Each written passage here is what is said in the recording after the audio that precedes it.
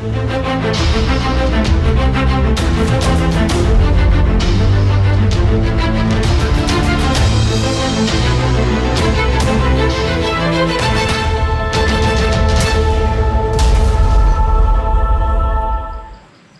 I'm going to share something with you which maybe you'll agree, maybe you'll disagree, but let's see what you have to say.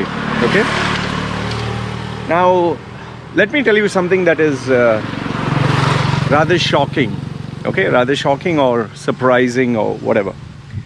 You know, my wife, my Thai wife. Okay. She purchases clothes which are, second-hand. Okay, second-hand clothes, which mostly these flashy outfits or whatever. Yeah, simple. She's a very simple girl. Okay. And then even for my baby, she doesn't buy second-hand clothes. Baby, she buys cheap clothes or whatever. It's not very expensive from the local market here. Now, just keep that point in mind. The second thing is, my wife and my baby, they sleep on the floor. They sleep down, even though there is a bed.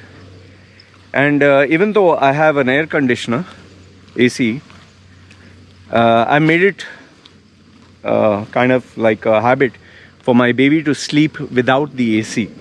Okay, just to use the fan. Now, sometimes obviously when it's too hot, my baby likes the fan, the AC. But generally, she always sleeps without the AC. Now, why is it that I'm particular about this? Why is it that today, even though my wife, she has a much better life, before, she comes from a very simple, humble background. Today, obviously, her standards, she's living with me, her life has improved quite a lot. But why is it that I am particular that she has to live the same life as before? Why? Obviously I expect some of my haters would say, yeah, because you're a fucking Indian, you're stingy, you're a miser. I do expect that. But is that the reason, or is there something else? Now, obviously, if you know me from over the years, you know for a fact that I follow a policy whereby I have told my wife, I want you to live your life as if, if tomorrow I die, you should be able to have more or less the same standards. Okay. The only difference being is obviously the food is good, and in terms of education, I'll make sure that my daughter gets the best. In terms of opportunities, my wife has a little bit more. However, in terms of everything else, it's very much the same. So now the question is why? Okay, the big question is why. Now, I was actually just browsing through the internet, and as I was writing down these thoughts, I don't know how Google kind of read my mind, and it came to this term. What is it? Hedonic adaptation. Very hi-fi, big word, like hedonic adaptation. I was like, oh, what the hell is this? Sounds like a very sophisticated scientific term. But then I realized this is very much the principle of what I believe. I don't know the exact name of the definition, word for word, but I'll give you a gist of my understanding. You can Google search, or I'll put the link down below. Hedonic adaptation. To give you in layman's terms, let's say, for example, when I'm starting my career, maybe I'm not earning anything. I'd be like, if I earn $1,000 a month, if I have that kind of money, I'll be very happy. But once I earn $1,000 a month, my next focus will be like, okay, $1,000. Now I want to earn $2,000, And then from $2,000, it goes $5,000. Then very soon, $10,000. Then it goes to, it just keeps going up and up and up. Initially, you'll be happy having a small, maybe a second-hand car. Then you want a brand new Toyota. Once you get a Toyota, now I want a Lexus. Then you want a 4-wheel drive. Then you want a Hummer. Then you want a Lamborghini, Maybe initially when you stay in a house, it's a small house. Then you want a 1 bedroom, then you want a 2 bedroom, then you want a 3 bedroom. So the levels at which what keeps you happy keeps increasing more and more and more, you know. And it's not just materialistic things. If you actually look, the human body is such where, let's say before you are happy with 1 cigarette a day, then you started 2-3 cigarettes a day, then you started 5 cigarettes a day, then slowly you reach a point where you see people smoking 2-3 packs a day. Even alcohol, first 1 small peg would give you a high. Now you reach a point where 1 full bottle or 2-3 bottles you have to drink in order to get high. So everything in life, the body kind of gets eventually used to it. It gets adapted to it. Same way when you do exercise. Maybe initially lifting 5 kilos was too much. Very soon you can lift 20 kilos. Then, you know, you push yourself to lift 30, and maybe first you can't do push-ups. You can only do 1 push-up. Very soon you can do 5. Then you can do 10. Yeah? So the body gets used to it. It adapts over the period of time.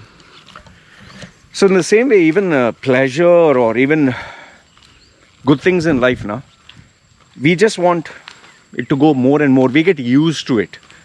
That is why the metaverse, actually, if you look at it, the metaverse is actually not a good thing, because you're overloading the senses, whereby you lose track of reality. I mean, today people put these photographs with, first it was just photographs of showing you're happy, then it was filters, and now you have filters where you can adjust the chin, the cheek, the nose, the eyes. You can make it a default template, so every time you take a photograph, your eyes look better, your cheek looks better, your chin looks better. You're being who you're not, and you're seeking people's appreciation, praise. Wow, you look amazing, you're so beautiful, you're so hot. But that's not who you are. You're trying to fake something that you're not. So the question is, where do you stop? Now in this metaverse, it's you literally creating an avatar of yourself which you're not. It's like maybe you're fat and everything, but there you want to show you have 6-pack abs and you're handsome and you're good looking. Why do you think people, like, you always notice this, an old guy buys a young car, you know, like a red Corvette. A guy who's weak, physically weak, he'll buy a very strong, like a Hummer or something. Or even have cases whereby a big bodybuilder will buy a big ass car to show, I'm big, this is an extension of who I am. And people tend to do that with money and cars and girls, and you know, that's why even ladies do that. They'll always seek a guy who is rich. There are so many, why do you think so many Asian girls, they like to get a husband who has a white passport? And we have seen this in Dubai. Filipinas, I'm giving one example. Filipinas, they always want to get a guy who has a Western passport and then show off to everyone, oh, this is my boyfriend. Even here in Thailand also. In fact, I met one girl who, when we were talking about something, I don't know, some disagreement took place. This Thai girl said, you're dumb. She is telling me I'm dumb. I said, why do you say that? My boyfriend is from Germany. He's very smart. His English is very good. Because I didn't have a Western passport, she assumed I was dumb, and because I was brown and he's white, she assumed he's smarter. Now, we tend to have all these insecurities. That's why do you think a guy, when he gets a beautiful girl, he'll show off his girl to everybody, see, you know, sugar candy and all that. So it's not just Indians, or it's not just see, generally even Western expats, when they come here, fat, old, you know, ugly looking guy, but he'll get a girl who is old enough to be his granddaughter, and then he'll show it to everyone on social media. Enough and more, you can see it, you know. So now, what is the point that I'm trying to make here? If I were to allow my wife, see, she's still a young girl. She's 27, 28. Fine, she's not a small kid. But money can corrupt. Power can corrupt. A comfortable life can make you lazy. For someone who was working in the farm, who's working in the rice fields and in the sun, in the heat, and eating sticky rice every day. Just rice. And the Thai people in the village, they eat from the forest. They go to the forest and they pick up leaves, and some of them, they can even eat ants, they can eat insects. If they have a chicken, they don't even waste the chicken's feet. Chinese people eat chicken feet, and because no part of the chicken has to be thrown. For them, it's a luxury.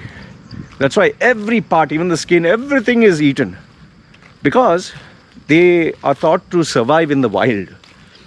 My wife, sometimes she'll go grab these leaves and this plant, and I don't know what all she can literally live like that. It's incredible. So imagine, from all this, if I introduce her to a Western lifestyle, pizza and canned food and this and that, and it's not cheap, then tomorrow if I'm no longer there, how is she going to manage? In fact, I'll give you a small example. Given that I lived in Dubai, we have air conditioning, okay? But when I went down to India, I tried to complete my college. I dropped out. I couldn't. When I went to stay in the hostel, obviously there's no AC there. There is a fan. But the funny thing is, this is the funny part. There's hardly any electricity. Most of the time, the electricity doesn't work. They cut off the electricity. So here, from a person who's sleeping in an AC, air-conditioned room, to sleeping in a tropical country like India, whereby there is no fan, there is no air, and obviously there are mosquitoes, so you have to put a mosquito this thing. Man, when we used to sleep, the bed used to get wet with the sweat. We are just, and when you get up in the morning, you're like a zombie, covered in sweat, and because you couldn't, you're struggling to sleep, but obviously because your body is so tired, you sleep. And eventually you get used to it. You get used to the fact that there's no AC, there's no fan. But initially it is very tough.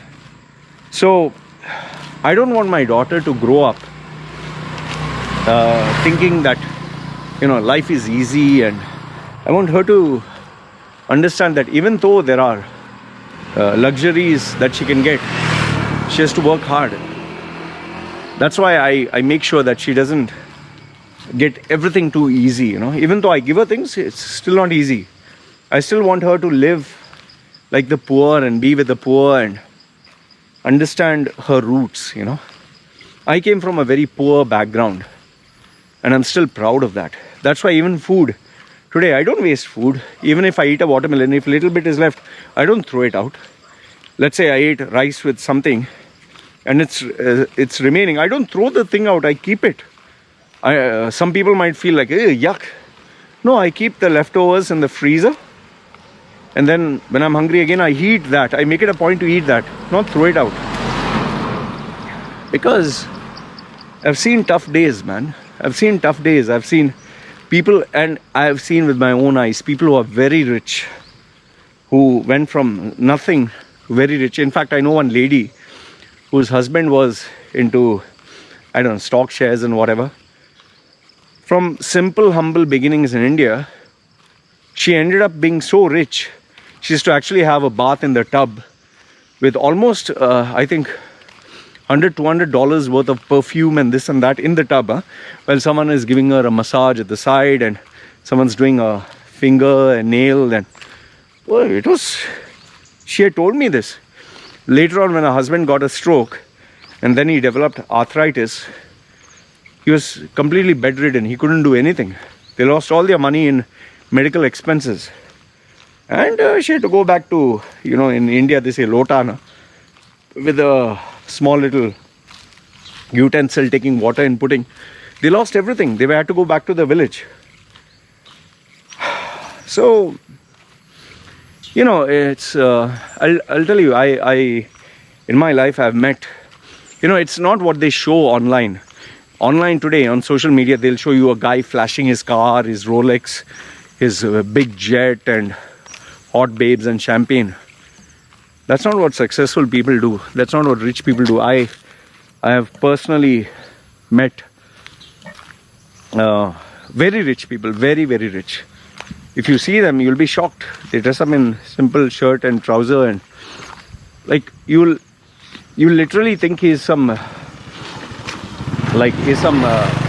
guy who's earning maybe $800 a month, and they are multi-millionaires, huh? That's why if you actually see Jack Ma and you see Bill Gates and you see these guys, they'll wear a shirt and trouser and simple. They'll not show off. But if you see these internet marketers, they'll have a Rolls Royce and they'll have a, I don't know how many bedroom mansion. What the fuck do you do with such a big house? Yeah. It's like my mentor used to say, how much food can you eat? How much food can you eat per day? How many rooms can you be in a given time? So why do you need a 13 or 30 bedroom mansion with a swimming pool and basketball court and I don't know what all they have? So a simple house is enough. The only thing which I do focus on is earn money and save. Save for a rainy day. So that's what, that's the reason why I make sure my wife and my baby is still grounded. It's very easy to get carried away with money. It's very easy to get carried away with success and wanting to live a rich life. You have to be very careful, Anyway, this is what I wanted to share with you guys. Let me know your thoughts. Do you agree, disagree? Do you feel this is right, not so right? But remember, like what I told you, where education is concerned, where, food, good food, medical, anything, fine. We don't compromise there. But rest of the other things, like, see, this is what, hardly, I think, I paid less than $1 for this. And, the way I dress and... But my work, okay, fine, I spend money there. And anyway, let me know what do you think. You agree, disagree? Do you think this should be a way of life, or do you think, yeah, obviously, if you're networking and you want to rub shoulders with the who's who in the fake corporate world, then yes, you have to show off. Anyway, let me know what do you think. Give me your thoughts. Me signing off. You guys take care. Chal. Hey, doggy. Doggy. Doggy. Chal. See you.